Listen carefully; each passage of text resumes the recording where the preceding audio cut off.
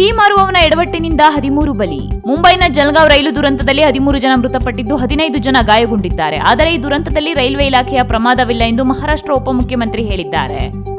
Lucknow Mumbai Pushpak express ರೈಲಿನಲ್ಲಿ ಪ್ಯಾಂಟ್ರಿಯಿಂದ ಬಂದ tea ಮಾರುವವನೊಬ್ಬ ರೈಲಿನಲ್ಲಿ ಬೆಂಕಿ ಹೊತ್ತಿಕೊಂಡಿರುವುದಾಗಿ ಕೂಗಿದ್ದಾನೆ.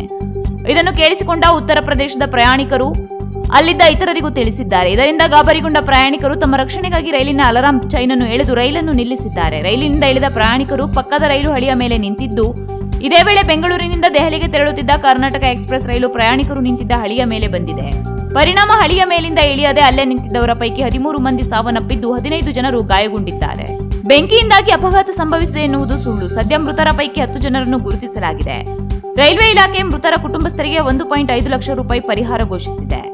ಸಂಭವಿಸಿದ ಅಪಘಾತದಲ್ಲಿ ರೈಲ್ವೆಯಿಂದ ಯಾವುದೇ ಸಮಸ್ಯೆಯಾಗಿರಲಿಲ್ಲ ಎಂದು ರೈಲ್ವೆ ಇಲಾಖೆ ಸ್ಪಷ್ಟನೆ ನೀಡಿದೆ. ಇದು 1 ಮಿನಿಟ್ ಪೊಲಿಟಿಕ್ಸ್.